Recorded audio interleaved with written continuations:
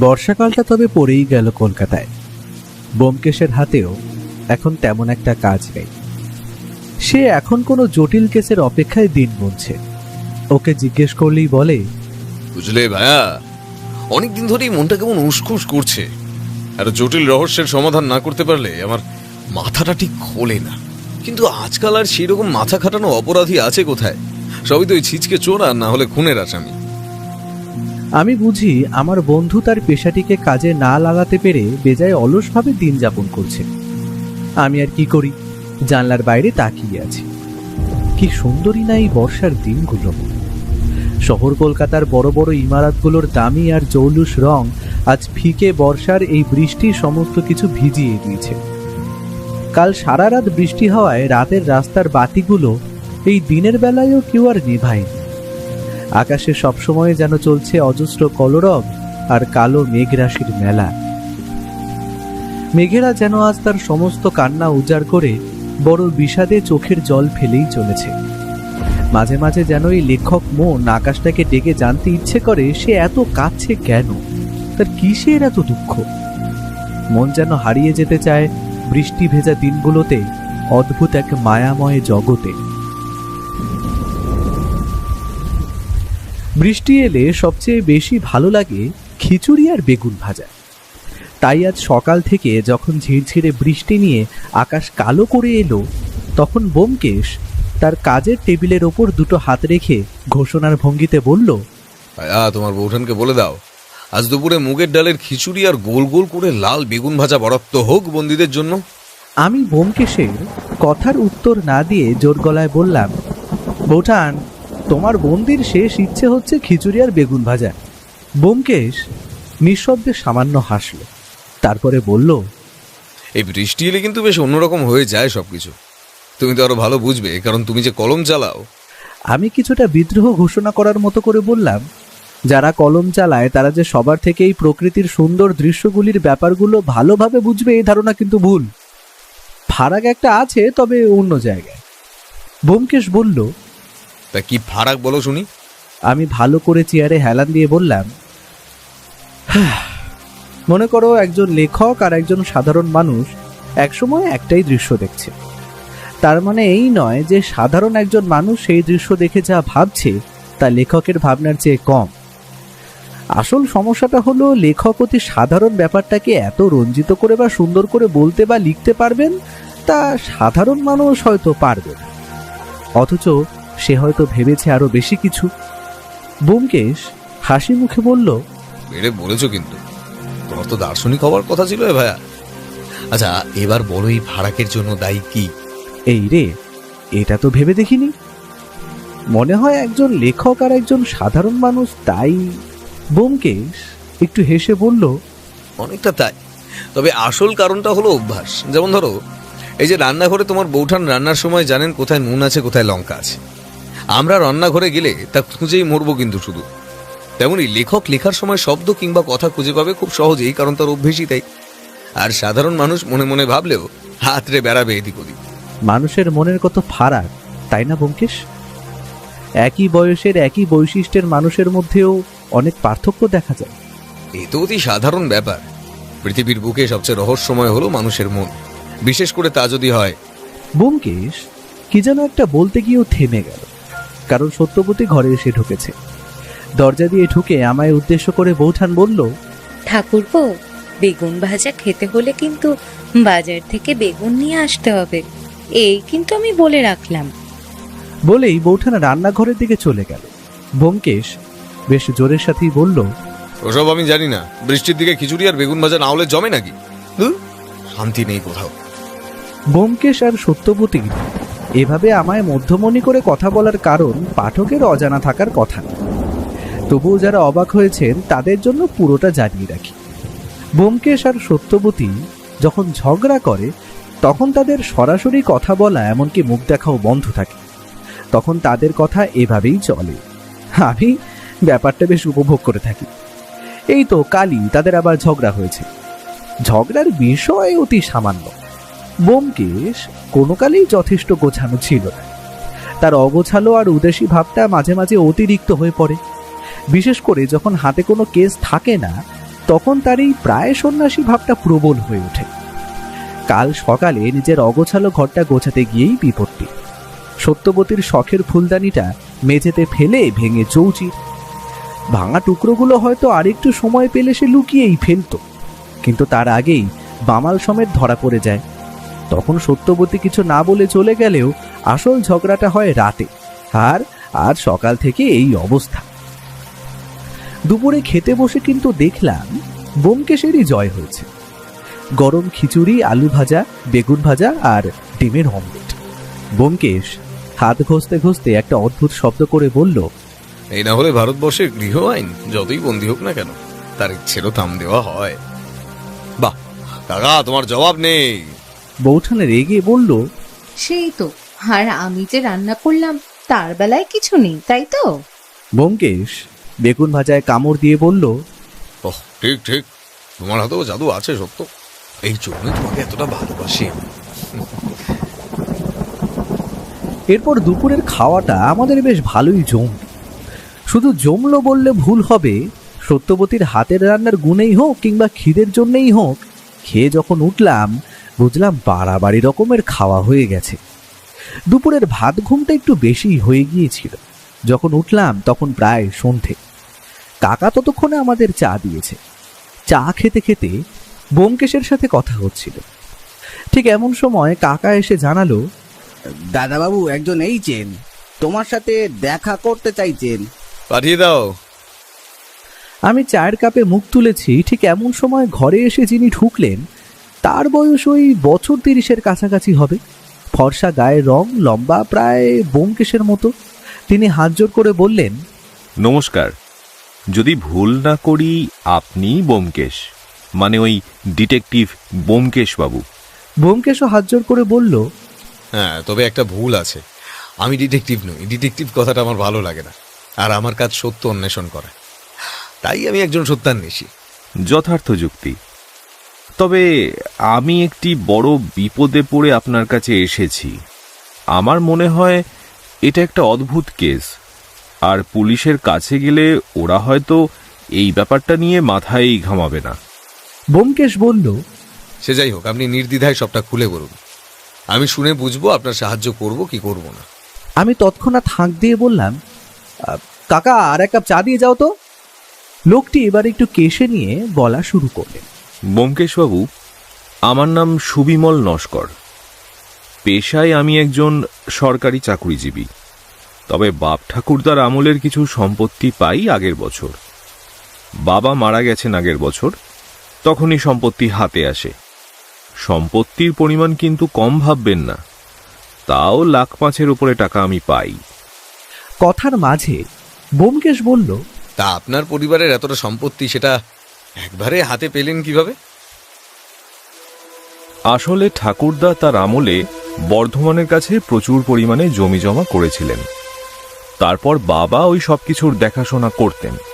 তবে আমি চাকরি পেয়ে কলকাতায় চলে আসার পর বাবাকেও এখানে নিয়ে আসি। আর বাবারও বয়স হচ্ছিল, তাই তিনিই ঠিক করেন সব বিক্রি করে দেবেন। ব্যাস, বিক্রি করার পরই সবটা আমার হাতে আসে। তবে টাকা পাওয়ার পর আমি যেটা প্রথম করি সেটা হলো উত্তর কলকাতায় একটা পুরনো আমলের বাড়ি কিনি। আর সেটা আমি কিনি প্রায় 2 লক্ষ টাকায়। ইচ্ছা ছিল বাড়িটা ভেঙে একটা নতুন বিদেশি ধাঁচের বাড়ি তৈরি করার। কিন্তু আগের মাসে প্রমোটার রবি গুপ্তা বলে একটা লোক আসে আমার কাছে, যে ওই বাড়িটা কিনতে চায়। আর সে আমায় ওই বাড়িটার জন্য 3 লক্ষ টাকার অফার দেয়। বুঝতেই পারছেন, 1 লাখ টাকা লাভ। আর তার সাথে তিনি এও বলেন সেইখানে তিনি একটি বহুতল ফ্ল্যাট বাড়ি নির্মাণ করতে চান। আর তাতে নিচের তলায় আমাকে ওই 2 বেডরুম সহ একটা ফ্ল্যাট দিতে চান। এখন আপনিই বলুন, 1 লাখ টাকার সাথে একটা ফ্ল্যাটের লোভ কে ছাড়তে পারে? আমি সঙ্গে সঙ্গে রাজি হয়ে যাই। আর প্রমোটার রবি গুপ্তাও আমাকে 1 মাস সময় দেন বাড়ির জিনিসপত্র খালি করার জন্য। সেটা শেষ হলেই তিনি বাড়ি ভাঙা ও বহুতল নির্মাণের কাজ শুরু করবেন। দেখতে দেখতে 1 মাস হয়ে গেল প্রায়, আর হয়তো 3-4 দিন বাকি বাড়িটা ভাঙতে। কিন্তু বলে সুবিমল বাবু একটু থামলেন, আর তার বুক পকেট থেকে বার করে আনলেন 3টি কাগজ। তারপর সেইগুলি ব্যোমকেশের দিকে এগিয়ে দিলেন। এরই মধ্যে কাকা দেখলাম চা দিয়ে গেছে। সুবিমলবাবু চায়ের কাপে চুমুক দিয়ে ব্যোমকেশের দিকে তাকিয়েছিল। ব্যোমকেশ কাগজগুলো ভালো করে দেখে আমার হাতে তুলে দিতে দিতে বলল, এ তো ভীষণ ভয়ের ব্যাপার সুবিমল বাবু, এ তো সোজাসুজি হুমকি। আমিও কাগজগুলো দেখলাম। তাতে তিনটিতেই লেখা আছে, বাড়ি ভাঙার চেষ্টা করলে সমূহ বিপদ, আর কথা না শোনার ফল কিন্তু মৃত্যু।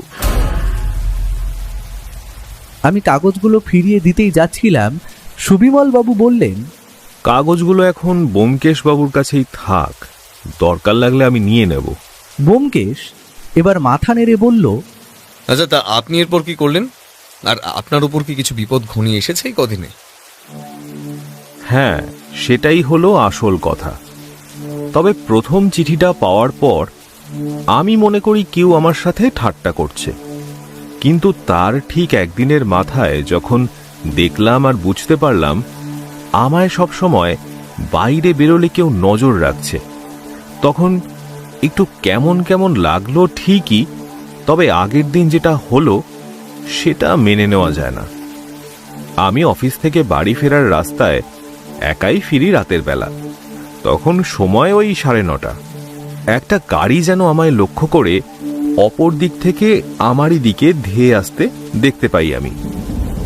মুহূর্তের মধ্যে অসাবধানতায় আমি এক লাফ মেরে সেই যাত্রায় পাশের একটা ফাঁকা জমিতে পড়ে যাই, না হলে সেই রাতেই আমার ভবলীলা সাঙ্গ হয়ে যেত।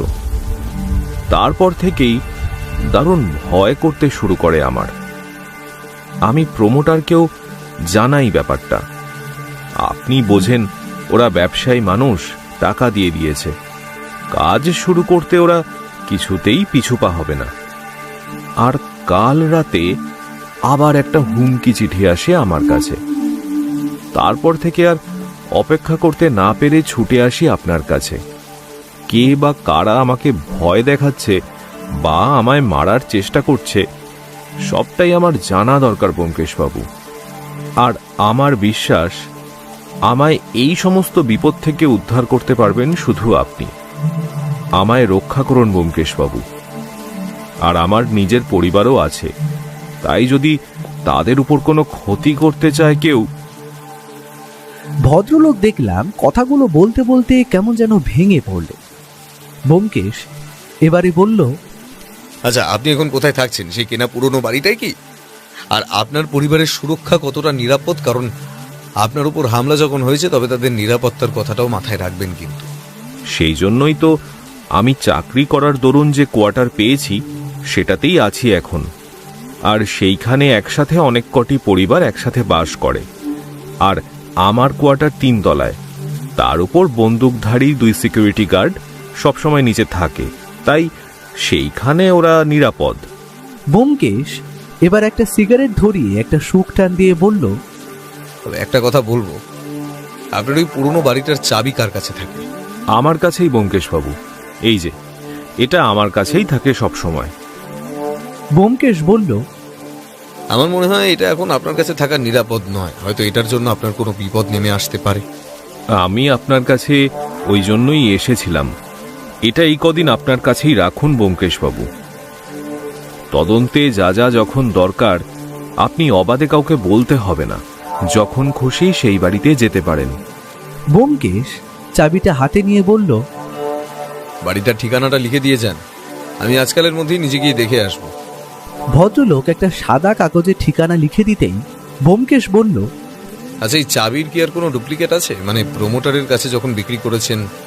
ব্যোমকেশের কথা শেষ হওয়ার আগেই তিনি বললেন, হ্যাঁ, ওনার কাছে একটা আছে। মাঝে মাঝেই জমি জরিপ আর ছোটখাটো কাজের জন্য একটা চাবি উনি চেয়ে নিয়েছিলেন। তাতে আপনাদের কাজের কোনো অসুবিধা হবে না ব্যোমকেশবাবু। আমি প্রমোটারকে আপনাদের কথা বলে রাখবো। ব্যোমকেশ একটু ভেবে বলল, আচ্ছা সুবিমল বাবু, আপনি প্রমোটার রবি গুপ্তাকে চেনেন, তবে লোকটি কেমন বলে মনে হয়? সেটা আমি কি করে বলবো বলুন? উনি ব্যবসায়ী মানুষ, আর ওদের লাইনে ভালো মানুষ খুবই কম আছে। আমি আজ কথা মেনে নিয়েছি বলে হয়তো ওর ভালো রূপটা দেখতে পাচ্ছি। আর যদি বাড়ি না বেচতাম হয়তো বাড়িটা পাওয়ার জন্য সে আমাকে খুন করারও হুমকি দিত। এদের তো আপনি চেনেন ব্যোমকেশ বাবু। ব্যোমকেশ খালি মাথা নেড়ে বলল, বুঝলাম। দেখছি আপনার চিন্তার কোনো কারণ নেই, তবে এই যে একটু সাবধানে থাকবেন এই কদিন। আর কিছুর দরকার আপাতত এখন নেই, দরকার হলে আমি টেলিফোন করে নেব। ভদ্রলোক নিজের একটা কার্ড আমাদের হাতে দিয়ে নমস্কার জানিয়ে বেরিয়ে পড়লেন। উনি বেরিয়ে যেতেই আমি ব্যোমকেশকে প্রশ্ন করলাম, ওই একটা পুরনো বাড়িতে এমন কি ধনরত্ন থাকতে পারে যে ওটা না ভাঙার জন্য কেউ বা কারা সুবিমল বাবুকে মৃত্যু ভয় দেখাচ্ছে? তা প্রমোটারই নয় তো? ব্যোমকেশ আমার কথা শুনে হো হো করে হেসে বলল, তুমি পারো বটে বন্ধু। প্রমোটারের লাভ যত তাড়াতাড়ি বাড়িটা ভেঙে ফেলা যায় তাতে। সে তো চাইবে তাড়াতাড়ি বাড়িটা ভেঙে কাজ শুরু করতে। ব্যাপারটা কেমন একটা অদ্ভুত যেন ব্যোমকেশ, বড়ই অদ্ভুত। আর সেটাই আমাদের খুঁজে বার করতে হবে, বুঝলে ভাইয়া? আজ রাত হয়ে গেছে, চাবিটা ওই তাকে রেখে দাও। কাল সকাল সকাল পুরনো বাড়িটায় হানা দেওয়া যাবে। এখন দেখি কি ধনসম্পদ লুকিয়ে আছে সেখানে। পরের দিন সকালে হালকা ঝিরঝিরে বৃষ্টি হয়েই চলেছে, তবু ব্যোমকেশকে দেখলাম তা দমিয়ে রাখতে পারল না। সে ঠিক সকালের চা পান করে বেলা 9টার দিকে চাবির গোছাটা হাতের আঙুলে ঘোরাতে ঘোরাতে আমার কাছে এসে বলল, চলো বন্ধু, বড় কার্য করতে হবে, আর সেটা করতে হবে অত্যন্ত গোপনে, বুঝলে? সময়টাও কম হাতে এবার, তাই একটুও সময় নষ্ট করা কিন্তু উচিত হবে না। আমি আর ব্যোমকেশ বর্ষাতি চাপিয়ে আর হাতে একটা ছাতা, ব্যোমকেশ হাতে একটা টর্চ নিয়ে বেরিয়ে পড়ল। বুঝতে পারলাম ও হয়তো বাড়ির আশপাশটা একটু ঘুরে দেখতে পারে। ট্যাক্সি আর নিলাম না। বৃষ্টি ভেজাই পুরনো কলকাতা শহরের বুকে নিজে পায়ে হেঁটে যে একটা আলাদা রকমের অনুভূতি আছে সেটা আজ বুঝতে পারলাম। সত্যি আমার কলকাতা শহর, তুমি শ্রেষ্ঠ, তুমি অনন্য। পাক্কা 15 মিনিটের পথ জল কাদা বাঁচিয়ে আমরা পৌঁছলাম উত্তর কলকাতার পেল্লাই ধরনের একটি একতলা বাড়ির সামনে। বাড়ির বাইরের গেটে তালা খোলা দেখে আমরা একটু অবাক হলাম বটে। তারপর বুঝলাম হয়তো প্রমোটারের লোক কোনো কাজে এসেছে। বাড়িটার আশপাশটা জঙ্গলে আবৃত। কলকাতা শহরে এরকম ফাঁকা আর নিরিবিলি জায়গা খুব কমই আছে। সত্যি বেশ বড় একটা একতলা বাড়ি। তেমন একটা জাঁকজমক নেই বটে, কারণ পুরনো হওয়ার দরুন বাড়ির রং ততদিনে ফিকে হয়ে গেছে। বড় গেটটা খুলে সামনের অগোছালো বেড়ে ওঠা ঘাস পেরিয়ে বাগান দিয়ে এগিয়ে যেতে যেতে চোখ পড়ল বাড়ির ওপরের দিকে। আমরা ঘুরে দেখছি, ঠিক এমন সময় তৎক্ষণাৎ ঘটে গেল সেই অদ্ভুত ঘটনাটা। আমরা হয়তো মুহূর্তের জন্য একটু অসাবধান হয়েছিলাম। সেই সুযোগে একটা অত্যন্ত ভারী কিছু জিনিস প্রচন্ড গতিতে ছুটে আসে আমাদের দিকে। আমাদের বললে ভুল হবে, জিনিসটা প্রায় ব্যোমকেশের কান ঘেঁষে বেরিয়ে যায়। যদি আর একটু নিশানা সঠিক হতো, কি যে হতো তা ভাবতেই আমার শরীরে কাঁটা দিচ্ছে। ভারী জিনিসটা তীব্র গতিতে পেছনের একটি দেওয়ালে লেগে বাড়ি শব্দ করে পড়ে যায়। আমি সেটা কি দেখার জন্য এগিয়ে যেতেই চোখের নিমেষে ব্যোমকেশকে দেখলাম তীব্র গতিতে ছুটে চলল সামনের জঙ্গলের দিকে।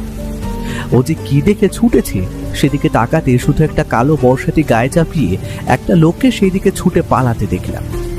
এই বর্ষা বাদলের দিন হলে কি হবে, ব্যোমকেশ কিন্তু কাদা জল পেরিয়ে ঝড়ের গতিতে ছোটখাটো গাছপালা পেরিয়ে এগিয়ে চলল লোকটার দিকে। কিন্তু হঠাৎ করেই সামনের কালো বর্ষাতি পরা লোকটা বাড়িটার পেছনের একটা পাঁচিলে ভর দিয়ে লাফ মেরে অপর প্রান্তে। ব্যোমকেশও ছেড়ে দেওয়ার পাত্র না, সেও ততক্ষণে তার পেছনে পেছনে পৌঁছে গেল সেই জায়গায়। কিন্তু এমন একটা অদ্ভুত ব্যাপার দেখব তা ভাবতে পারি। ব্যোমকেশের গলা দিয়ে শুধু বেরিয়ে এলো একটা শব্দ। বলা মাত্র একটা পা পাঁচিলের ওপর দিয়ে এক লাফে ব্যোমকেশ পাঁচিলের ওপারে। সত্যি ব্যোমকেশের শরীর স্বাস্থ্য নিয়ে কোনো কথা বলা যাবে না। আমি ছুটে আসা জিনিসটা দেখতে এগিয়ে যেতেই চোখে পড়ল একটা অদ্ভুত ব্যাপার। কারণ যেটা আমাদের লক্ষ্য করে ছুঁড়ে মারা হয়েছে সেটা একটা বড় ধরনের রং বেরঙের পাথরের পেপার ওয়েট, আর সেটা মুড়ে দেওয়া হয়েছে একটা কাগজে। আর খুব চেনা হাতের লেখায় সেখানে লেখা, সাবধান, বাড়ি ভাঙতে এলে সমূহ বিপদ। আমি লেখাটা দেখেই চিনতে পেরেছি এটা তো সেই হাতের লেখা যেটাই হুমকি চিঠি দেখেছি আমরা।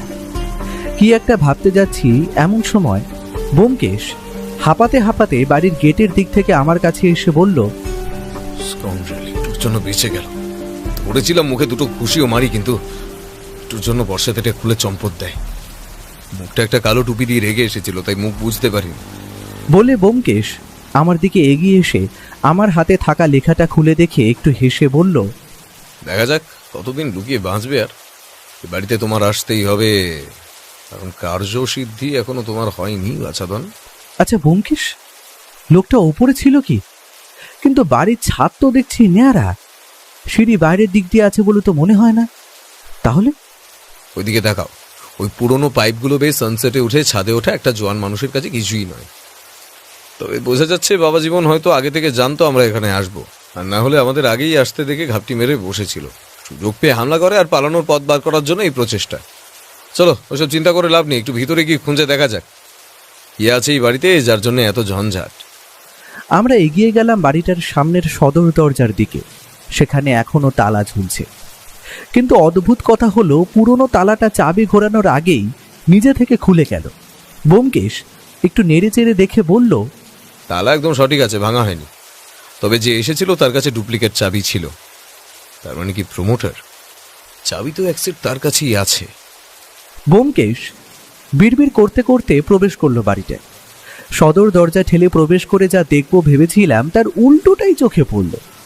অত বড় আর পুরনো বাড়িতে ভেবেছিলাম কিছু প্রাচীন আমলের খাট আলমারি থাকবে, তবে তার বদলে এখন শুধু পড়ে আছে ফাঁকা ঘর আর কয়েকটা কাঠের চেয়ার, আর এদিকে ওদিকে ছড়িয়ে আছে ভাঙা কাঠের টুকরো, জঞ্জাল বা অপ্রয়োজনীয় জিনিসপত্র। সে হতেই পারে হয়তো বাড়িটা ভাঙা হবে বলে আগের জিনিস সরিয়ে বিক্রি করে দেওয়া হয়ে গেছে। মোট মিলিয়ে 3টে বড় বড় শোয়ার ঘর আর একটা বসার ঘর, আর অপর একটা ঘরে প্রবেশ করে আমরা তো অবাক, কারণ সেখানে শুধু রাখা রয়েছে অপ্রয়োজনীয় জিনিসপত্র, আর তার মাঝে এদিক ওদিক ছড়িয়ে রয়েছে আঁকার সরঞ্জাম। একটা কাঠের ড্রয়িং স্ট্যান্ডও চোখে পড়ল আমাদের। ব্যোমকেশ এগিয়ে গিয়ে জিনিসগুলো দেখে বলল, আকার রঙগুলো দেখো ভাইয়া, দামি অয়েল প্যাস্টেলের পাকা রং, অর্থাৎ বলা যায় এখানে আগে যিনি থাকতেন তার আঁকার শখ ছিল। কত যত্ন সহকারে এই রঙগুলো রেখে ব্যবহার করেছে, সহজে চোখে পড়ে। আমি ততক্ষণে এগিয়ে গেছি সেই ঘরের দেওয়ালে টানানো একটা অসাধারণ আঁকা ছবির দিকে। আমাদের কলকাতার গঙ্গার ঘাট থেকে হাওড়া ব্রিজের আঁকা অত্যন্ত সুন্দর একটা তৈলচিত্র, আর আঁকার নিচে বাংলায় সই ব্রজমোহন গাঙ্গুলি। আমি সেটা দেখছি দেখে ব্যোমকেশ আমার দিকে এগিয়ে এলো। আমি ঘরের আশেপাশের সব দিকে বুঝতে পারলাম এটা স্টাডি রুম ছিল, আর দেওয়ালে রঙের দাগ আর ছাপ এই কথাটাই স্পষ্ট করছে যে এটা ব্রজমোহন গাঙ্গুলি নামক কোনো চিত্রশিল্পীর ঘর ছিল, কারণ এখানে প্রচুর পরিমাণে আঁকার পেপার আশেপাশে ছড়িয়ে রয়েছে।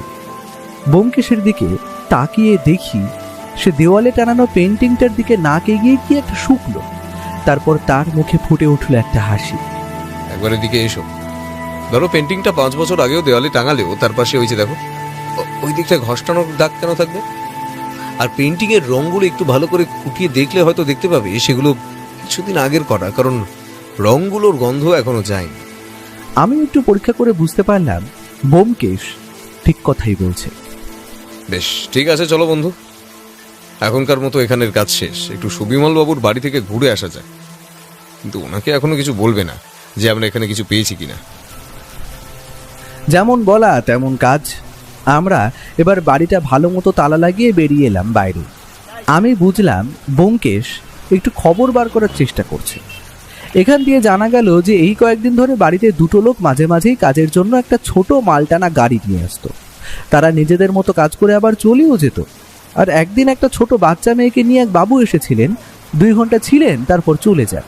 ব্যোমকেশ খালি মাথা নেড়ে জানালো, বুঝতে পারলাম হয়তো সুবিমল বাবুর ছোট মেয়ে আছে হয়তো। আমরা যখন ভদ্রলোকের বাড়ি পৌঁছলাম তখন প্রায় 11টা বেজে গেছে। আজ রবিবার ছুটির দিন হওয়ায় তিনি ঘরেই ছিলেন। আমরা আসতেই অভ্যর্থনা জানান। আরে আসুন আসুন ব্যোমকেশ বাবু, আপনার মতো মানুষের পা পড়লো আমাদের বাড়িতে। কি নেবেন বলুন, চা বানাতে বলি? ব্যোমকেশ খালি বলল, অত কিছু দরকার নেই বুঝলেন সুবিমল বাবু, আপনার ওই বাড়িটার কাছে একটা চায়ের দোকান ছিল, ওটা দিয়ে একটু চা খাওয়া হয়েছে। আর এটা ধরুন, এখন আর দরকার নেই, তবে যখন লাগবে আবার চেয়ে নেব। সুবিমল বাবু হাত বাড়িয়ে নিলেন চাবির গোছাটা, তারপর সেটা নিজের পকেটে চালান করে দিয়ে বললেন, কিছু বুঝতে পারলেন ব্যোমকেশ বাবু? ব্যোমকেশ যেন সেই কথা কানেই তুলল না।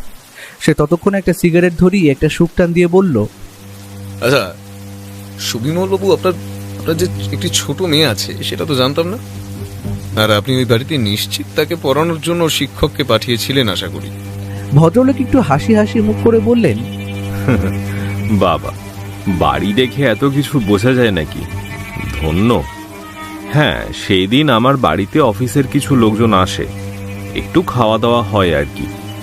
তখন সেই দিন এসেই অনিল আমাকে জানায় যে এই কদিন সে একটু ব্যস্ত থাকবে তার আঁকার এক্সিবিশন নিয়ে, তাই সে রনুমাকে আজই পড়িয়ে দিতে চায়।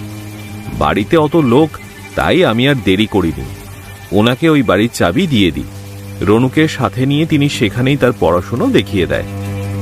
2 ঘন্টার মাথায় আবারও ফিরে আসে আর চাবি আমার হাতে দিয়ে চলেও যায়। ব্যোমকেশ কথাটা শুনে একটু ভেবে বলল, আচ্ছা, আর ওই অনিল ছেলেটি কেমন, তার ব্যাপারে কিন্তু একটু জানা দরকার। খুবই অমায়িক ছেলে ব্যোমকেশবাবু। প্রতিভা যে আছে তা কোনো সন্দেহ নেই, কিন্তু ওই প্রতিভা থাকলেও টাকার অভাব। শুনেছি ফাইন আর্টসে ডিগ্রি আছে তার, বাড়িতে অনেক আঁকা স্টুডেন্টও পড়ায় সে। রনুর ইংরেজিটা একটু দুর্বল ছিল, সে তখন তাকে তা পড়িয়ে দেবে বলে। আচ্ছা, বুঝলাম। আর আপনি বলছেন ছেলেটি গরিব, তবে আর্ট এক্সিবিশন করাচ্ছে এটা ঠিক বুঝতে পারলাম না তো। আর্ট এক্সিবিশন করতে তো প্রায় খরচ তো প্রচুর লাগে শুনেছি, প্রায় 50 থেকে 60 হাজার টাকা। সেটা আমি কি করে বলবো বলুন? সে তো আমার কাছেও টাকা চাইতো সাহায্যের জন্য, আমি যতটা পারতাম দিতাম। ওর স্বপ্ন ছিল যে সে একটা বড় আর্ট এক্সিবিশন করবে আর তাতে তার ছবির প্রদর্শনী হবে। হয়তো কোনোভাবে টাকা জোগাড় করতে পেরেছে। আর আপনার সেই প্রমোটারের ঠিকানা আমাদের একবার দিন, ওনার সঙ্গে দেখা করার প্রয়োজন আছে। আমার মনে হচ্ছে আর 2 দিন বাড়ি ভাঙাটা আটকাতে পারলে হয়তো কাজের সুবিধা হতো। Sure sure. বলে ড্রয়ার খুলে একটা কাগজ খুলে এগিয়ে দিয়ে বললেন, চেষ্টা করে দেখতে পারেন। মনে হয় না তিনি মানবেন, লোকটা একটু অন্যরকম, কাজ আর টাকা ছাড়া কিছুই বোঝে না। ব্যোমকেশ নমস্কার জানিয়ে উঠে পড়ল।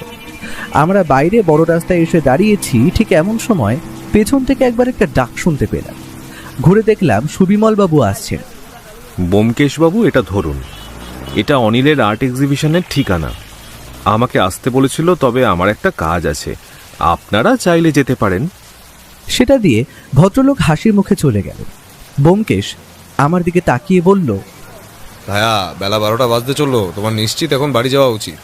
তোমার বউঠান আমায় বাজার আনতে বলেছিল, সেটা বেমালুম ভুলে গেছি কাজের ঠেলায়। তুমি তৎক্ষণাৎ পাড়ার বিশুয়া বাজারওয়ালার কাছ থেকে বাজার নিয়ে তাড়াতাড়ি বাড়ি ফেরো, তাহলে সে কুরুক্ষেত্র বাঁধাবে। আমি ততক্ষণে একটা ছোট কাজ সেরে আসি। আমি জানি ব্যোমকেশের এখনের অবস্থা তাই। আর দেরি না করে ওকে ফেলে বাজারে নিয়ে একটা রিক্সা করে বাড়ি পৌঁছালাম। বাড়ি পৌঁছেও রেহাই নেই। বৌঠান ততক্ষণে কাকাকে শুনিয়ে শুনিয়ে বলছে, এই যে কাকা, দেখো সময় হলো তেনাদের আসা। কাজ কাজ করে যে পেটে কিছু পড়তে হবে তারা ভুলেই যান। রান্না করতে তো আর সময় লাগে না, এখন এই বেলায় আমি হাত পুড়িয়ে রান্না করতে বসি আর কি। ঠাকুরপো, তুমিও দিনকে দিন ওর সাথে থাকতে থাকতে ওর মতোই হয়ে যাচ্ছ একেবারে। আমি আর কিছু বললাম না, খালি একটু ফিক করে হেসে বাজারের দলেই তার হাতে তুলে স্নানে চলে গেল। ব্যোমকেশ যখন ফিরল ততক্ষণে প্রায় বেলা 1:30। আসার সাথে সাথেই একটা ছোটখাটো গৃহযুদ্ধ হয়ে গেল আর কি। আমি ব্যাপারটা দেখে একটু হাসি দেখে ব্যোমকেশ খাওয়ার টেবিলে বসে বলল, দাঁড়াও না, বিয়েটা করো, বুঝতে পারবে কত ধানে কত চাল। ভাইয়া, বহু সুখে চিরকুমার ব্রত অবলম্বন করে কাটাচ্ছ, তাই না? তা আমাকে ধরে কেন টানাটানি করো ভাইয়া? আমি তো বেশ ভালোই আছি। ভালো থাকাচ্ছি তোমায়, দাঁড়াও, তোমায় ওই জবাই করার ফোন দিয়ে আটতে হবে দেখছি। আজ দুপুরে ব্যোমকেশের আনা পাকা কাতলা মাছের কালিয়া, ঘন করে মাছের মাথা দিয়ে মুগের ডাল, আর সাথে শেষ পাতে মিষ্টি সহযোগে খাওয়া দাওয়াটা বেশ ভালোই হতো। সত্যি বৌঠান আসার পর আমাদের মতো বন্দিগুলো একটু ভালো মন্দ খেতে পারে, আর বৌঠানের রান্নার স্বাদ সত্যি অমৃত। ব্যোমকেশ ততক্ষণে দুপুরে খাওয়া দাওয়া শেষ করে একটু বোধ করি ভাত ঘুম দেওয়ার প্রস্তুতি নিচ্ছিল। আমি তখনই এর ঘরে গিয়ে ওকে প্রশ্ন করি, তা ব্যোমকেশ একা একা এতক্ষণ কোথায় ছিল? নতুন কিছু জানতে পারলে নাকি? ব্যোমকেশ একটা বড় সড়ো হাই তুলে বলল, সব থেকে বড় তথ্য জেনে এলাম যে, যেটা সব দিক থেকে সাহায্য করবে আমাদের এই কেসে। গিয়েছিলাম লাইব্রেরির দিকে, পুরনো খবর যেখানে সব থেকে আগে পাওয়া যায়, আর আমার চেনা লোকও আছে কিছু সেইখানে। জানতে চাইলাম আর্টিস্ট ব্রজমোহন গাঙ্গুলির সম্বন্ধে কিছু কি জানে তারা? ব্রজমোহন গাঙ্গুলি নাকি বিদেশে গিয়ে বিখ্যাত হওয়া বাঙালি আর্টিস্টদের মধ্যে অন্যতম। লোকটি তার শুরুর জীবনে কলকাতায় আর্ট কলেজে পড়াশোনা করেন। তার কলকাতায় একটি বাড়িও ছিল, তবে তখনও তার তেমন একটা নাম ডাক হয়নি। তার আঁকা বেশ কিছু ছবি কলকাতা আর্ট গ্যালারিতেও রাখা আছে, তবে বেশিরভাগ ছবি বিখ্যাত হয় ইংল্যান্ডে যাওয়ার পর। কারণ জানা যায় তিনি নাকি ইংল্যান্ডের সেই সময়কার কোনো সম্ভ্রান্ত পরিবারের মহিলার ছবি এঁকে বড় নাম করেন। পেপারেও তার ছবি আঁকা ছবি বেরিয়েছিল। আর সব থেকে অবাক করা কাণ্ড কি জানো অজিত? সেই ব্রজমোহন গাঙ্গুলির এখনকার একটা চিত্রের দাম নাকি প্রায় 40 থেকে 50,000 টাকাও হতে পারে। কথাটা শোনা মাত্র আমার মুখে একটা হাসির রেখা খেলে গেল। তার মানে তুমি বলতে চাইছো যে বাড়িটা সুবিমল বাবু কিনেছেন সেটা প্রায় 30 বছর আগে হয়তো আর্টিস্ট ব্রজমোহন গাঙ্গুলির বাড়ি ছিল, আর সেই দিন দেওয়ালে যে পেইন্টিংটা আমরা দেখতে পাই সেটা আসলে তাঁরই আঁকা। আর সুবিমল বাবু তা জানেন না? এত দামি একটা তৈলচিত্র, সাথে ওই বাড়িতে হয়তো আরো কিছু এরকম পেইন্টিং আছে যেটা হাতাবার জন্যেই বারবার সুবিমল বাবুকে বাড়ি না ভাঙার হুমকি দেওয়া হচ্ছে। একদম ঠিক ধরেছ। এবার প্রশ্ন হলো, প্রমোটার রবি গুপ্তা ওই ছবি সম্পর্কে কিছু জানে কিনা, বা বাড়িতে যে এরকম কিছু সম্পদ লুকিয়ে আছে তা তার অজানা কিনা। মঙ্কেশ, আমার মনে হয় এইসব ক্ষেত্রে এরা বড় লোক, এদের কাছে এই ছবির দামটাই আসো। আমার মন বলে রবি গুপ্ত এখনো জানেনই না যে বাড়ি তিনি কিনেছেন তাতে হয়তো এত দামি কিছু লুকোনো আছে। ব্যোমকেশ পকেট থেকে একটা সিগারেট বার করতেই যাচ্ছিল, বৌঠান আসছে দেখে টুক করে সেটা পকেটে চালান করে দিতে দিতে বলল, চলো না বিকেলের দিকে প্রমোটার রবি গুপ্তাকে একটু বাজিয়ে আসা যায়। বৌঠান আসার সাথে সাথেই আমি তাকে বললাম, বৌঠান, ব্যোমকেশ কিন্তু এবার বড়লোক পার্টির কেস পেয়েছে, বুঝলে? যদি পারিশ্রমিক ভালো হয় নিজের জন্য একটা সোনার হার গড়িয়ে নিতে বলো না কিন্তু। বেরিয়ে যেতে যেতে দেখলাম ব্যোমকেশ আমার দিকে কটমট করে তাকিয়ে আছে আর বলছে, বিকেলে তোমায় দেখছি, দাঁড়াও। দুপুরে লেখালেখির কাজ করে যখন একটু চোখ বুঝলাম, উঠতে উঠতে তখন প্রায় সন্ধ্যা 6টার কাছাকাছি। তাও যদি ব্যোমকেশ না ডাকতো উঠতে পারতাম কিনা সন্দেহ আছে। ওঠো ভাইয়া, ঘুমোচ্ছে দেখো কুম্ভকর্ণের ছোট ভাই। এই, আমি কিন্তু চললাম, তুমি পড়ে পড়ে ঘুমাও। হ্যাঁ। ব্যোমকেশের গলা শুনে ধরপর করে উঠে বসলাম। কিছুক্ষণের মধ্যেই বৌঠান চা দেওয়ায় সেটা পান করে রাস্তায় উঠলাম। আমি বললাম, তাহলে এখন গন্তব্য কোথায়? প্রমোটার রবিগুপ্তর বাড়ি আশা করি। ব্যোমকেশ মাথা নেড়ে জানালো, লোকটাকে টেলিফোন করেছিলাম, বললো 8টার পর ফাঁকা হবে। তার মানে হাতে এখন 1.5 ঘন্টার উপর সময়, তাই অন্য একটা জায়গায় যাব প্রথমে। কোথায়? চলোই না ভাইয়া, নতুন প্রজন্মের চিত্রকরদের হাতের কাজ একটু দেখে আসা যাক। ব্যোমকেশের কথা শুনে বুঝতে পারলাম সে আজ বিকেলে হওয়া অনিশ বলে ছেলেটার আর্ট এক্সিবিশনে যেতে চাইছে। তবে সেখানে গিয়ে কিছু লাভ হবে কি কে জানে বাবা। ব্যোমকেশ এখন যেটা বলছে সেটা করাই শ্রেয়। আর এক্সিবিশনটা হচ্ছে লিও ক্লাব অফ ওয়েলফেয়ার বিল্ডিংয়ে। এগিয়ে যেতেই বুঝতে পারলাম ভিড় সেখানে ভালোই হয়েছে। আমরাও এগিয়ে গেলাম সেই দিকেই। বেশ জাঁকজমক করে সাজানো হয়েছে জায়গাটা, আর তার দেওয়ালগুলোতে সাজানো রয়েছে ছবিগুলো। আর খেয়াল করে দেখলাম প্রতিটা ছবির নিচে তার চিত্রকর ও ছবিটির দাম লেখা রয়েছে। অর্থাৎ যার যখন যে ছবিটা পছন্দ হবে সে সেটা দামাদামি করে তৎক্ষণাৎ কিনে নিতে পারে। চারিদিকে এত রকমের অপূর্ব সুন্দর ছবিগুলো দেখতে দেখতে আমি যে কোথায় হারিয়ে গিয়েছিলাম বলে বোঝাতে পারবো না। কিন্তু ঠিক এমন সময় আমার চোখ গেল ব্যোমকেশের ছবির দিকে। সে তখন একটা বড় তৈলচিত্রের নিচে গিয়ে দাঁড়িয়ে আছে আর মন দিয়ে সেটা দেখছে। আর একটু এগিয়ে চোখে পড়ল চিত্রকরের নাম বড় বড় হরফে লেখা, ব্রজমোহন গাঙ্গুলি। আর তার পাশে ছবির দাম দেখে আমার চোখ ছানা বড়া হয়ে যাওয়ার জোগাড়, কারণ সেই চিত্রের দাম নাকি 80,000 টাকা। ব্যোমকেশের দিকে এগিয়ে যাব, তখন হঠাৎ করেই একটা বছর 25-এর ছেলে আমাদের দেখে এগিয়ে এলো। ব্যোমকেশ ছবিটার দিকে তাকিয়ে আছে দেখে সে বলল, আপনারা কি এই ছবিটা কিনতে চান? এটার দাম এতটা হওয়া স্বাভাবিক, তবে আমি অল্প কিছু কম করতে পারি কিন্তু, আর ছবিটার মালিকও আমি। ব্যোমকেশ তখন একটু হেসে বলে, এই ছবি কেনার টাকা বা সাধ্য কোনোটাই আমার নেই অনিশ, তবে কিভাবে এটা কিনলে বলো তো পারলে, এটা জানতে খুব ইচ্ছে করছে। ছেলেটা ব্যোমকেশের মুখে নিজের নাম শুনে হয়তো একটু ঘাবড়ে গিয়েছিল। একটু সামনে নিয়ে এসে বলল, আপনাদের যদি ছবি কিনতে হয় তাহলে বলুন, অযথা এত প্রশ্নের উত্তর দেওয়া আমার পক্ষে সম্ভব নয়। এখানে এমন আরও লোকজন আছে যারা এই ছবি লুফে নেবে। ব্যোমকেশ খালি একটু হাসল, তারপর ছবিটার আরো কাছে গিয়ে একটু মন দিয়ে নিজের অংশটা দেখল, যেখানে ব্রজমোহন গাঙ্গুলির স্বাক্ষর রয়েছে। তা অনিস, তোমার যা এখন রমরমা বাজার দেখছি, তাহলে ছাত্র পড়ানো বা ছবি আঁকা শেখানো তা কি এখন বন্ধ করে দেওয়ার চিন্তা করছো আশা করি? আর সুবিমল বাবু আমাকে আপনার এই এক্সিবিশনটা দেখতে আসার কথা বলেন। অনিস দেখলাম একটু শান্ত গলায় বলল, হ্যাঁ, কাল সুবিমল বাবুকে গিয়ে জানিয়ে আসব যে আমি আর পড়াতে পারবো না। তবে আমি আর্টের ছাত্র তো, তাই আঁকা শেখানোটা বন্ধ করা সম্ভব নয়। আমার মতোই কত যে ছাত্রছাত্রী আছে যারা আঁকা শিখতে চায়, কিন্তু ওই খরচ আর টাকার অভাবে তাদের সব ইচ্ছেগুলো স্বপ্নই থেকে যাচ্ছে।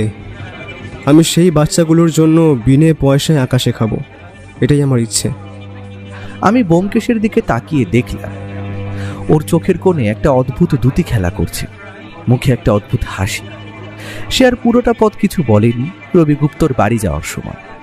আমি জানি ও এখন একটা কিছু ভাবছে, আর ওকে এই সময় বিরক্ত করা উচিত হবে না।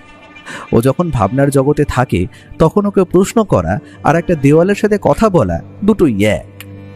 প্রমোটার রবিগুপ্তর বাড়ি খুঁজে বের করতে তেমন একটা বেগ পেতে হয়নি, তবে টাকা থাকলে যে সবকিছুই কেনা যায় সেটা বলে দিতে হয় না। সাদা ধবধবে মার্বেল পাথরের কাজ করা বাড়িটা রাতের বেলাও তার উজ্জ্বলতা বজায় রেখে চলেছে। সামনে একটা ছোট্ট বাগান, আর তার মাঝখানে নুড়ি পাথর বেছানো পথ, আর সামনে একটা ঝর্ণাও চোখে পড়ল। আমরা এগিয়ে যেতেই একটা চাকর দরজা খুলে এগিয়ে এলো, তারপরে বলল, আপনি ব্যোমকেশ বাবু? 8টায় অ্যাপয়েন্টমেন্ট ছিল। আসুন আসুন, বসুন, এখানে বাবু আসছেন একটু পর। আমাদের বসানো হলো সুসজ্জিত একটি ডাইনিং। তবে যাই হোক, আমরা সেই ঘরে ঢোকার সাথে সাথেই চোখ চলে গেল একটা জিনিসে। সেটা আর কিছু নয়, একটা খুবই পরিচিত কাঁচের ফ্রেমে বন্দি একটা অয়েল পেন্টিং।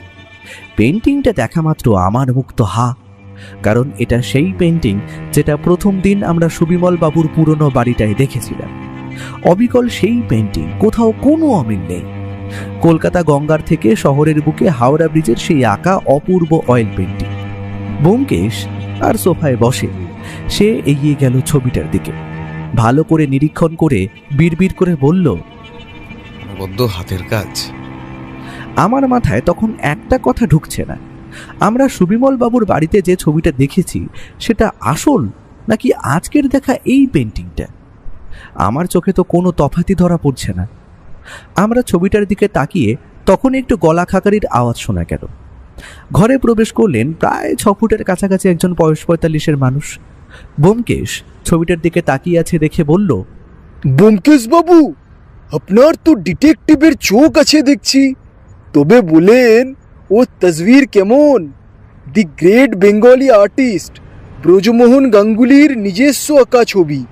5 দিন আগে একদম অন ক্যাশ 40,000 দিয়ে কিনি ওটা। ও তসবির দারুণ না? আর নিচে দেখুন, ওখানে ওখানে খুদ আর্টিস্টের সিগনেচারও আছে। ব্যোমকেশ হাসি মুখে বলল, অনবদ্য হাতের কাজ আর্টিস্টের, তবে এটা কোথা থেকে কিনলেন জানতে খুব ইচ্ছে করছে। কোনো অকশন হাউসে উঠলে এটা কিন্তু এত কম দামে আপনি পেতেন বলে মনে হয় না। আমি বুঝলাম ভদ্রলোক অবাঙালি, তাই কথাতেও সেই টান লক্ষ্য করা যায়। হ্যাঁ ব্যোমকেশ বাবু, আমি এটা একটা সোর্স দিয়ে কিনি, তবে তার ব্যাপারে আমাকে জিজ্ঞেস করলে আমি কিন্তু বলতে পারবো না, এটা বলা বারণ আছে। তবে যে লোক আমাকে এটা বেচেছে তার কাছে এখনো অনেক কটা ছবি আছে ওই ওই ওই সেম আর্টিস্টের। So I will buy all of them. Byomkesh এবার কিছু একটা বলতেই যাচ্ছিল, তার আগেই ভদ্রলোক দেখলাম বললেন, দেখেন ব্যোমকেশ বাবু, আমি আপনার নাম অনেক শুনেছি, কিন্তু ওই বাড়িটা ভাঙতে আমাকে মানা করবেন না। আমি 1 মাস টাইম এমনিই দিয়েছি। একদিনও যদি দেরি করি তাহলে কাজের অনেক অসুবিধা হয়, আর টাকারও শ্রাদ্ধ। কি বলেন ব্যোমকেশ বাবু? বলে ভদ্রলোক হো হো করে হেসে উঠলেন। ব্যোমকেশ হেসে উত্তর দিল, সেটা আর দরকার পড়বে না রবিবাবু, আশা করছি। তবে আমায় আপনি এটা বলুন যে বাড়িটা আপনি কিনেছেন সুবিমল বাবুর দিয়ে, ওটা কার বাড়ি ছিল, ওটা কি আপনার জানা? সে জেনে আমি কি করব ব্যোমকেশ বাবু? আমি খালি বাড়ির বাইরের খালি জায়গাটা দেখে এসেছিলাম, मैं अंदर भी नहीं गया। असल में ये सब काम देखने के लिए মানে আমার এই সব কাজ দেখার জন্য লোক আছে, তাই আর কি। ব্যোমকেশ হাসি মুখে নমস্কার জানিয়ে উঠে পড়ল। আপনাকে একটু বিরক্ত করলাম মিস্টার গুপ্তা, তবে ভবিষ্যতে যদি কোনো দরকার পড়ে আমাকে জানাতে ভুলবেন না কিন্তু। ভদ্রলোক হাসি মুখে আমাদের দরজা অবধি এগিয়ে দিতে এলেন। রাত প্রায় 9টার কাছাকাছি হওয়ায় সেই দিন আমরা ট্যাক্সি নিয়ে বাড়িতে ফিরে আসি। রাতে খাওয়া দাওয়ার পর ব্যোমকেশকে বললাম, তুমি কি কিছু বুঝতে পারছো? আমার মাথায় তো কিছুই আসছে না। আর ধরো এই প্রমোটার আমাদের সামনে মিথ্যে কথা বলছে, সেটা তো হতেই পারে। তৈরি হয়ে থেকেও আজ রাতে 12টার পর একটু বেরোতে হবে, আর আজই মনে হচ্ছে চোরের উপর বাটপাড়িটা করতে হবে। দাঁড়াও, একটা টেলিফোন করে নি। আর অজিত, রাতের বেলা ঘাপটি মেরে থাকার জন্য কেমন পোশাক পরবে তা তোমায় বলে দিতে হবে না আশা করি। আমি বুঝলাম না ব্যোমকেশ কি করতে চাইছে, আর সে যাবেই বা কোথায়, আর কোন চোরের কথা বলছে সে। আমরা যেদিন পুরনো বাড়িটা তন্ন তন্ন করে খুঁজেছিলাম সেই দিন তো আর কোনো ছবি সেখানে আমরা পাইনি। ব্যোমকেশ তৎক্ষণাৎ একটা ফোন করলো।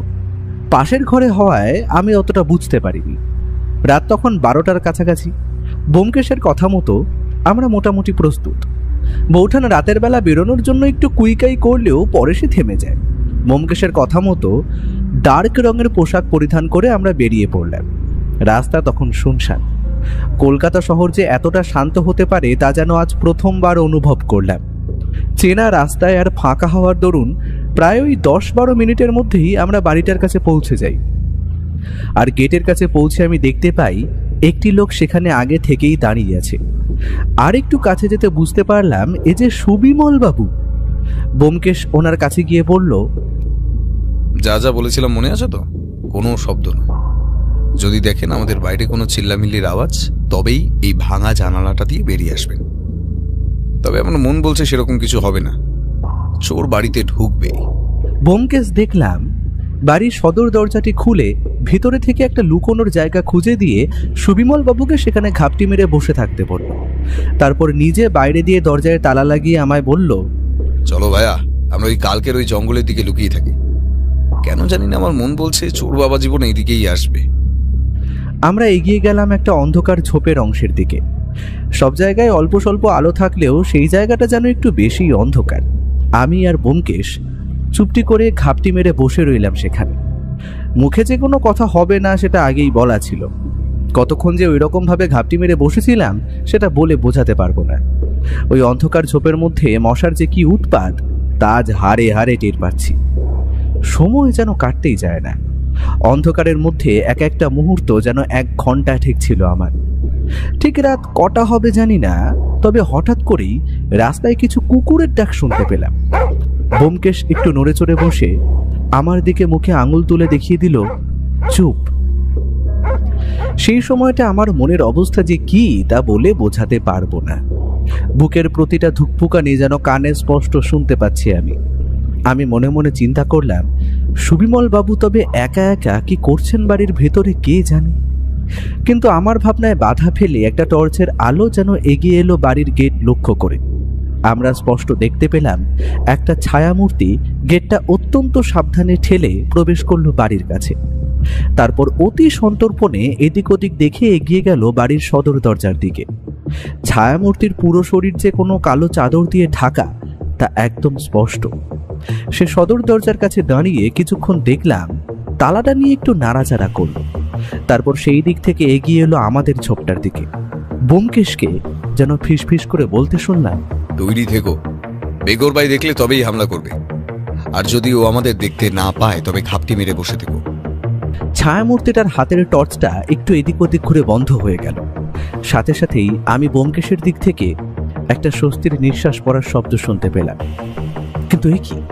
ছায়ামূর্তি দেখলাম এগিয়ে গেল বাড়ির একটা পুরনো দেওয়ালের দিকে, যেখান দিয়ে একটা বড় মোটা পাইপ ছাদ হয়ে নিচে নেমেছে। আমি তখনও বুঝতে পারছি না লোকটা করতে কি চাইছে।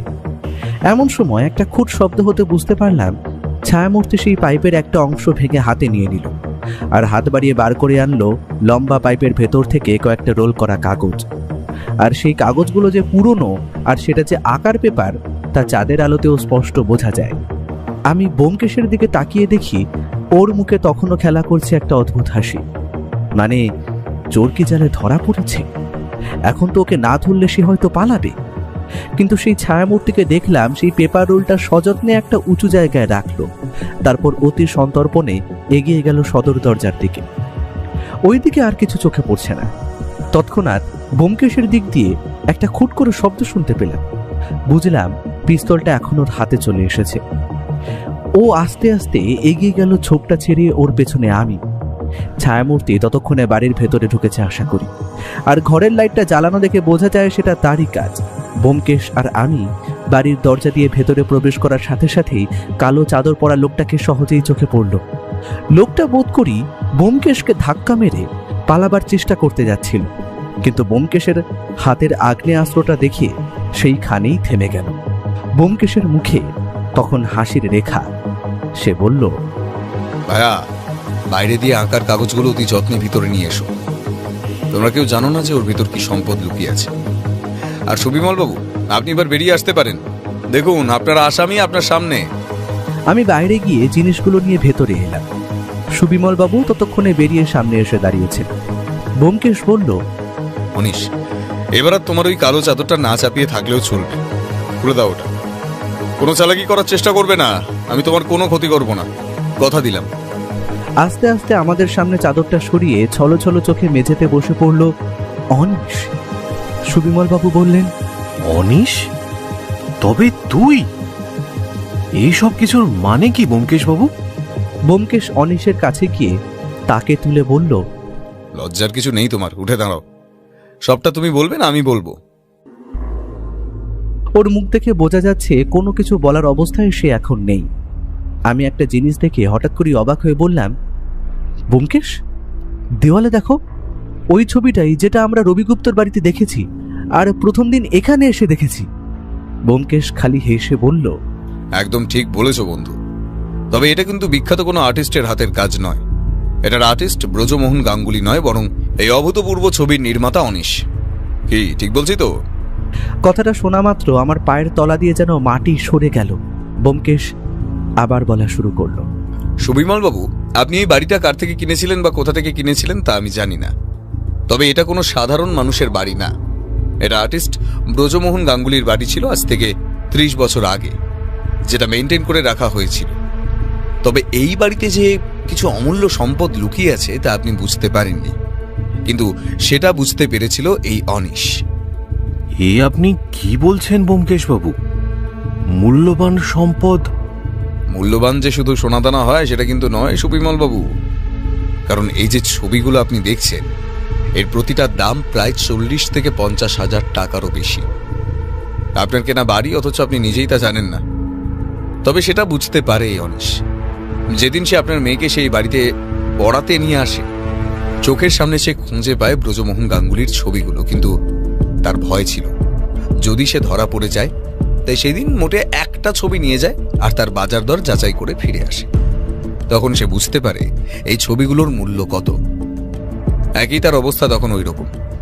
দারিদ্রতা মানুষকে অনেক ভুল কাজ করায়, বুঝলে অজিত?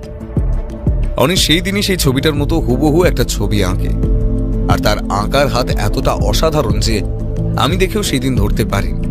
তবে ব্যোমকেশ, তুমি বুঝতে পারলে কিভাবে? যেন বন্ধু, যদি কোনো শিল্পী কোনো শিল্প নিজে হাতে তৈরি করে, সে সেটাই কিছু ছাপ ছেড়েই যাবে। আর সেই ভুলটাই করে অনিশ। সে ছবির নিচে স্বাক্ষর ব্রজমোহন গাঙ্গুলির করলেও তার হাতের লেখা যে মিলবে না সেটা সে ভুলে যায়, আর সেটাতেই তার উপর সন্দেহ পড়ে আমার মনে তখন উকি মারছিল একটা প্রশ্ন, সেটা করেই ফেললাম। আচ্ছা ব্যোমকেশ, অনিশ তো 6টা ছবি পেয়ে গিয়েছিল, তবে সে বাড়ির ভিতরে ঢুকতে গেল কেন আবার? আর সেই বাড়িতে ঢোকার চাবিটাই বা পেল কোথা থেকে? শিল্পী সত্তা ভাইয়া, বাড়িতে এত সুন্দর সুন্দর দামি দামি রং তুলি রয়েছে, কয়েকদিন পর হয়তো সেগুলো ভেঙে গুড়িয়ে দেওয়া হবে।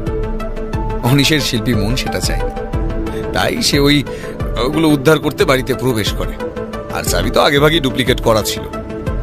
ঠিক এমন সময় অনিশের দিক থেকে তখন খুব ধীরে একটা স্বর ভেসে আসে, ব্যোমকেশ বাবু, এই পৃথিবীতে কেউ কারো নয়। যদি স্বপ্ন থাকে আর অধ্যবসায় থাকে, তবুও টাকার জন্য তাকে পায়ের নিচে পিষে ফেলা হয়। এই সমাজটা এমনই। আমি এই ছবিগুলোর সঠিক মূল্যই দিতাম, কারণ হয়তো প্রমোটার বা সুবিমল বাবু কেউই জানতেন না যে এই ছবিগুলোর আসল মূল্য কি। কয়েকদিন পর হয়তো এগুলো বাড়ি ভেঙে ফেলার সঙ্গে সঙ্গেই মাটিতে মিশিয়ে দেওয়া হতো। আমি যে মোট 8টা ছবি পেয়েছি তার মধ্যে 7টা সুবিমল বাবুর হাতে তুলে দিচ্ছি। তবে একটা দোষ আমি করেছি, সেটা হলো একটা ছবি আমি বিক্রি করি 40,000 টাকার বিনিময়ে প্রমোটার রবি গুপ্তাকে। ওটা আমি আর আপনাদেরকে ফেরত দিতে পারবো না, আর সেটার টাকা দিয়েই আমি আমার একটা আর্ট এক্সিবিশন করার স্বপ্ন পূরণ করতে পারি।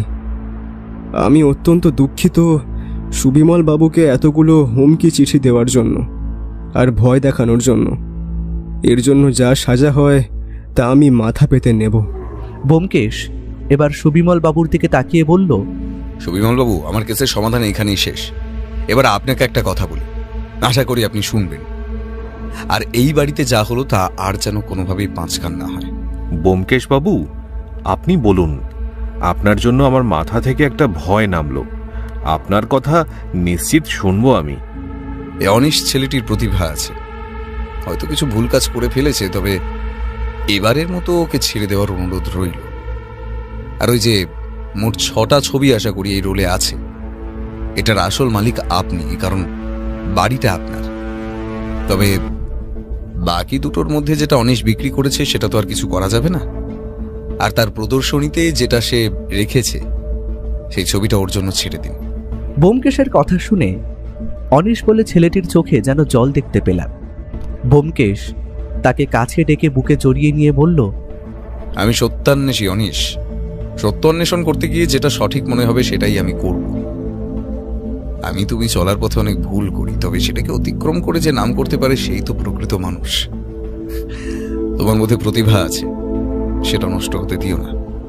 নিজের স্বপ্নটাকে পূরণ করো। আজও সেই রাতের কথা চিন্তা করলে আমার মনটা যেন কেমন একটা করে ওঠে। সত্যি ব্যোমকেশের সাথে এত কেসে আমি ছিলাম, তবে এটা যেন সবগুলোর থেকে আলাদা। আর ব্যোমকেশ যে কতটা উদার মনের মানুষ সেটার পরিচয়ও পাই সেই দিনকেই। তবে সেই কেসের সমাধানের কিছুদিনের মধ্যেই আমাদের বাড়িতে দুটো জিনিস নিয়ে আসেন সুবিমল বাবু। এক হলো একটা মোটা কাগজের খাম, সাথে মিষ্টি।